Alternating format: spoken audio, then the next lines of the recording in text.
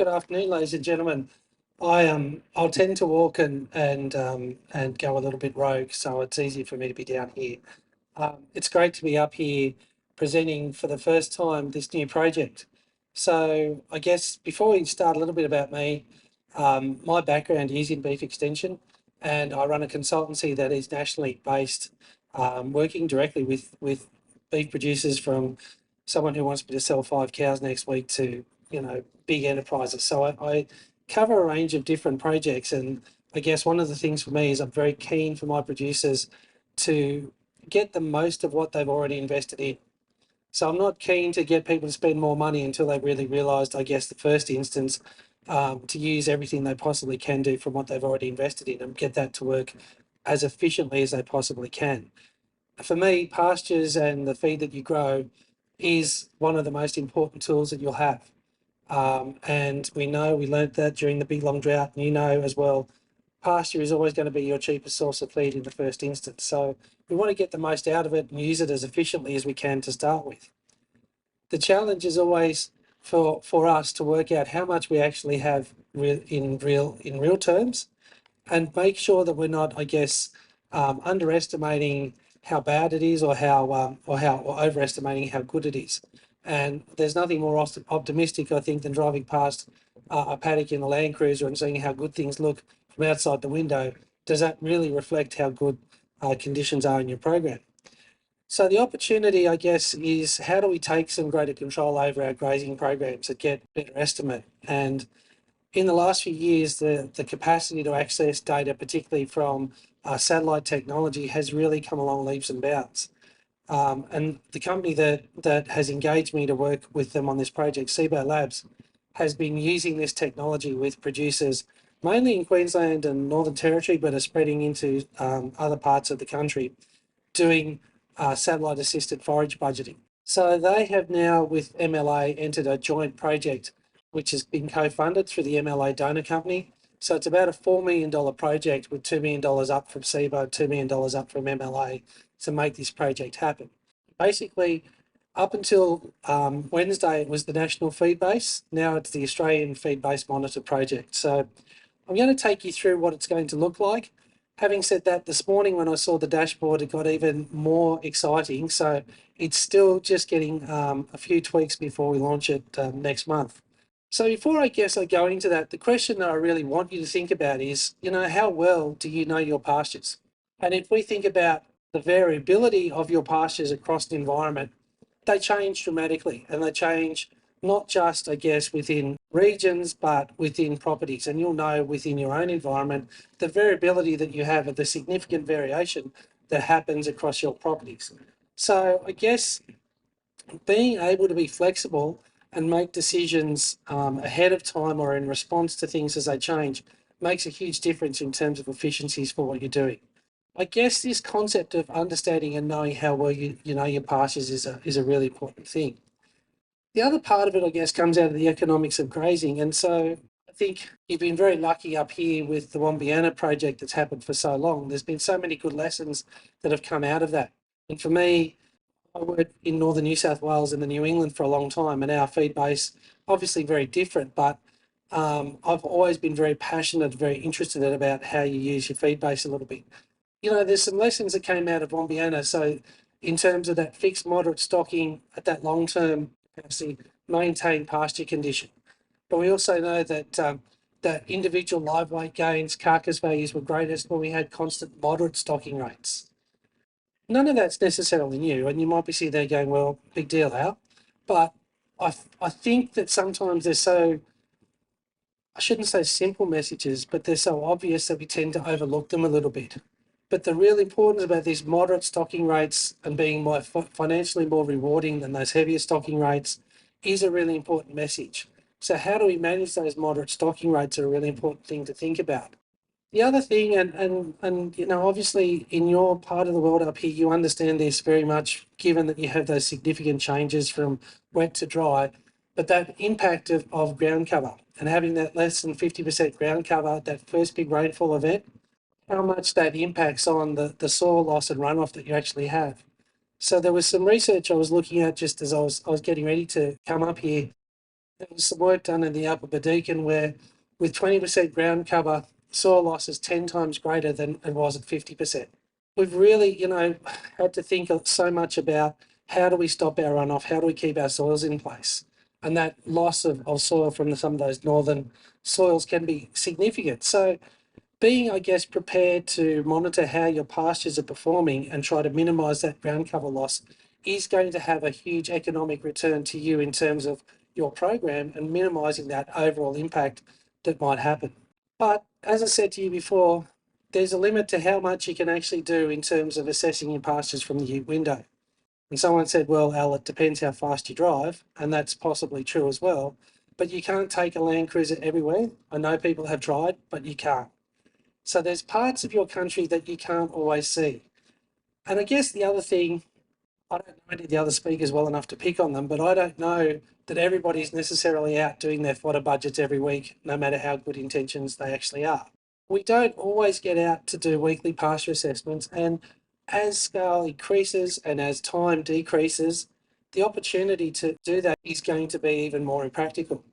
So how can we use technology to make that more efficient? And I guess this is where this concept of can satellites help in terms of doing this. So satellite imagery is not new. There's been work like Pastures from Space that was around a few years ago. There's been a lot of other things. So satellite imagery and taking images that give us the responsive vegetation, the responsive pastures, the amount of ground cover availability. It's not new technology and it's out there and has been for about 30 years. The challenge, I guess, has been putting it into a format that we can actually use. So data is all very well. We can get all excited about data and the things you can collect, but you can drown in data really quickly. So data is only good if you can use it to make better decisions. And I guess the other part of it is to be in a format that you can actually use. So our satellite imagery that is available, the Cibo guys have been using it, and this is what's attracted MLA to the project, has been to start to say, can we give people an assessment of what's happening on their landscape more frequently? We can offer satellite passes now with updates every 5 days, which gives you a 30-day rolling average about what's happening across your paddock. So if you haven't been out somewhere for 5 to 10 days or something like that, there will be changes. We know that things change and change very frequently. So we get, firstly, there's more frequent assessment. Secondly, we get direct observation onto the landscape. As you think about it, out of the Land Cruiser, you're looking, I guess, laterally. The satellite's looking directly down. The other part of that then is having some calibration. If people are out there doing pasture assessments and they're comparing their pasture assessments against the satellite images, the models that are used to develop our feed predictions become more accurate. And if you're a statistician type person, you know the more data that you collect to validate something, the more accurate it becomes. So it gives you, I guess, both a statistically sound and very accurate calibration, but it gives that convenience of access and reduces your costs in terms of you don't have to drive out every couple of days to see things. So this is a satellite pass of the country from about, I think about 10 days ago when I put these slides together to send up. You don't have to necessarily get into that, but at that big level, every one of those little dots of colour is basically a 1 square kilometre dot. But we go down further and further and further because, 1 square kilometre doesn't really tell you an awful lot.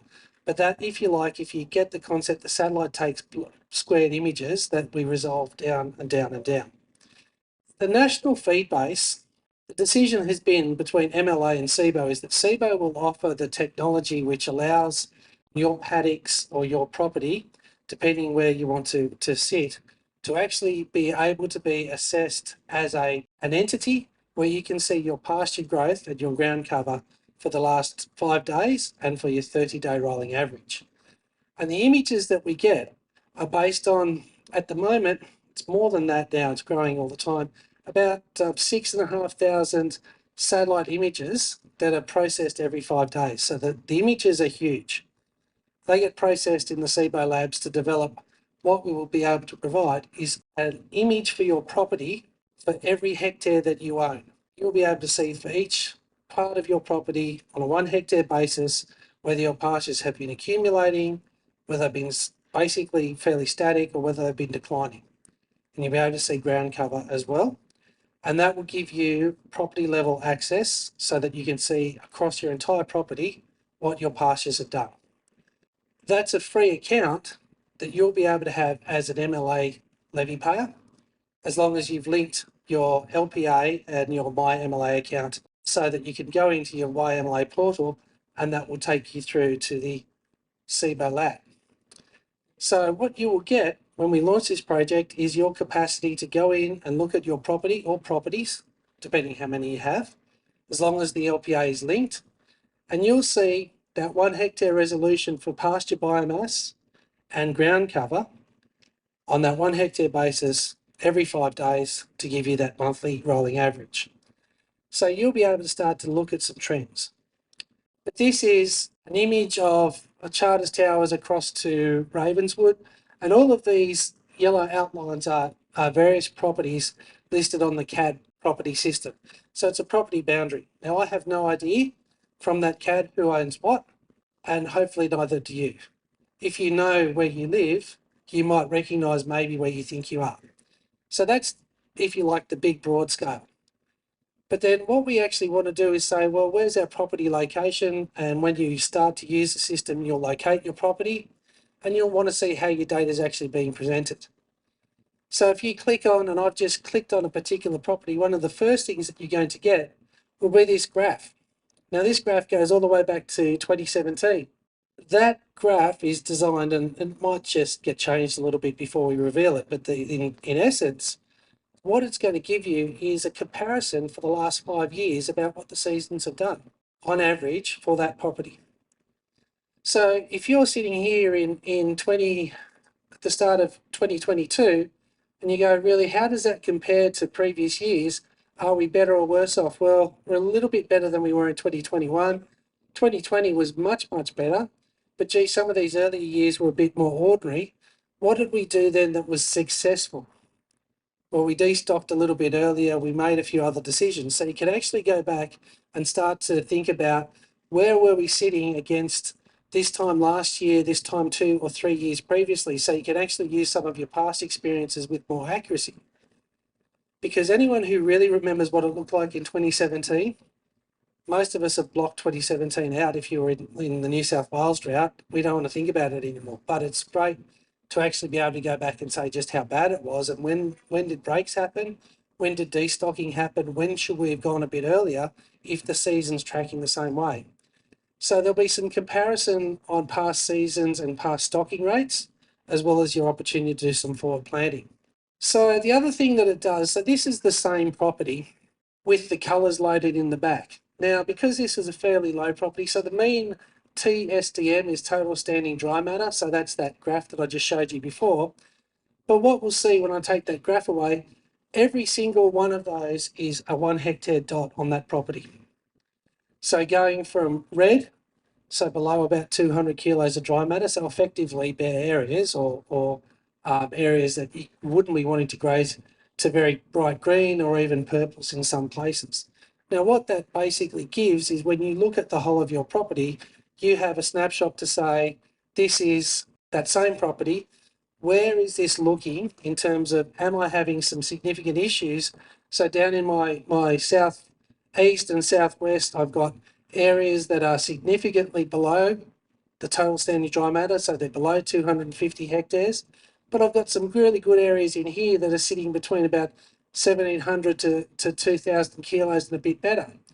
So here's a question that you might start to think in terms of, if I'm thinking about where do I really want to start shifting animals to give areas a break, we can start to see that this area through here really needs to start to have some shift away. It also it potentially means that you're going to start looking at other areas of growth. So we've got other layers that will show rapid growth or basically dry standing pasture. So you might look and be able to say, well, there's some areas in here that, gee, I can go and do a supplement run through here rather than down here at this point in time. So it can shape, if you like, the responsiveness of your decisions. I played around with this graph for a little, or this image for a little bit, to look at what was happening. And I could see the change over the last 3 months as this area started to increase. And actually, it was interesting, this area didn't change so much, but this area started creeping that way. So if you were grazing or you were making a decision on your property and you're thinking, when do I have to start maybe shifting cattle away from here? You could have shifted a bit earlier, and maybe kept them further up into this area and making some of those decisions about paddocks that you wanted to use or the way that you might want to manage your environment. So it's not going to change necessarily your grazing decisions in terms of where you might graze, because you'll respond anyway. But gee, if it puts you 2 or 3 weeks better in terms of timeliness, you don't lose condition. If you're trying to manage heifers to avoid them not being able to cycle in time, then you think about, can I move them to areas where I've got more dry standing matter? We've got pastures that are not declining. So it gives you that opportunity to make some of those decisions around how you might manage your environment. I guess the other part of it is that for most people, that's going to be a game changer, just being able to do that. There are people, and I know there are a few people here in the room who've actually gone a little bit further. So there is, if you like, the subscription service. Now, I'm just going to tell you about it. I'm not going to try and push that onto you, but there is capacity to take it further if you want, in that you can actually upgrade and go to paddock level. So for some people who are really, I think the term I've just learned since I've come to charters today is, if you're a cow botherer and like to move your animals fairly frequently, this gives you paddock by paddock data that links into programs like AgriWeb. So if you're collecting data on paddock performance and livestock performance, you can start to match up both your paddocks and your livestock. The thing that blows my head is the Ceres tags, the satellite tags. So we're doing some work with some of the big pastorals. At some of these big paddocks, you can actually see the Ceres maps where those stock are actually grazing those paddocks. So, there was a paddock I looked at the other day, or the boss showed me, with 300 heifers in it, was a 300 hectare paddock. They were only grazing a third of it. So the decision about what do we do with that other part of the paddock, did it actually need a supplement? Why weren't they going up there?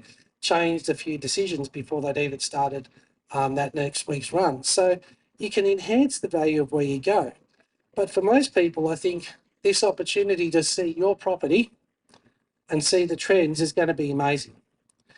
The other thing, I guess, that goes with it is that, remember, as much as you want to know what's happening over the fence, it's none of your business.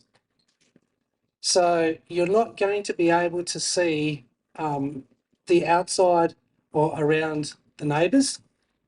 So this will be pixelated out. This is, at the moment, this is my access. I can show you the big property picture. But when it's launched, you're not going to, this is your property, you're not going to be able to see what your neighbour's doing, and vice versa. So it's going to sort of be, I guess, a very important thing to remember is that it's not going to be available as a surveillance tool or to keep a track on what everyone else is doing. So the way that it will happen is that it's going to be launched and be through MLA's portal. So if you haven't used the MLA portal, this is probably something that you should think about when you go home. It's actually a pretty good tool. I don't work for MLA, so I don't have to say nice things, but this is a good thing to say about them because it brings all your information to one central point. So if you haven't started using the portal, it's worth having a look, because you can actually link everything that you need in terms of an industry picture in one point. So your LPA, you'll be able to have your LPA, your NLIS, your other industry programs that you want to have there, your MyMSA, anything like that in one central point. So you either need to sign up or you log in through the system. Once you've basically logged in, this is my MLA portal. You can set it up how you want, but mine's set up with some industry news. I have weather, I have industry updates on prices for the markets that I follow. And so each day it's a point where if I go in and look at that, I'll see those updates. Now, effectively what will happen is that when you log in and you create your MLA account, you'll link your property, your LPA property number, to your MLA account, so that they're linked together, which is handy anyway. That's going to make, using your information and the data that you have much more accessible anyway. But then there'll be just effectively another button that you'll put wherever you want to put it, that'll probably come up a bit like a weather graph. which will say something like Australian Feedbase Monitor. You click on it and it's going to take you directly to your property to give you those pictures that I just showed you. So it's as simple as that. And you can look at it and make the decisions that you want to make around the whole of your property. We'll probably add a few more things to it as we go. One of the things that we're talking about in terms of graphs, so there was the historical trend graph. I'm very keen for us to have a very simple feed budget built into it, so that we'll have that average total standing dry matter across your property. And if you're able to put in your adult equivalents, or if you're down south, your DSEs, put them in and it'll do a very basic calculation to give you grazing days or a basic feed budget. Now, one of the things that's very important, I guess, is that for a lot of people who don't want to do feed budgets because they're worried they're going to be a bit inaccurate, the satellite images are accurate to within 300 kilos of dry matter because there's so much data that's gone into them. So very, very accurate to start with. Your numbers that we'll put in terms of adult equivalents will be based on industry tables. So really all you have to know is how many cows you're putting into the system and it'll calculate for you grazing days. So some very simple tools like that to give you, I guess, much more confidence in the decisions that you might make about grazing programs to go forward. And as we say, it's already paid for because it's part of it's part of an MLA project that's there. So really when we launch it in a few weeks' time, all you'll be needing to do will be to have your MLA account logged up to your LPA account so that you can actually go straight in and start using it. So it's going to be a big tool that I think is going to give you much more opportunity to be much more timely in your grazing decisions. And I think it's going to give you, I guess, a better understanding about maybe some land use decisions that you hadn't quite thought about before. So I'm pretty excited about what it's going to mean for the people I work with. And I'm really grateful for the opportunity from NQ Dry Topics and the beef team here to come up and talk to you about it, because this is one of the first presentations we've done on what it looks like. And when it starts to be used, I think it's really going to change the way people view their pastures and view their paddocks. So thank you very much for your attention this afternoon. I'm happy to answer any questions as far as I can, and we'll go from there.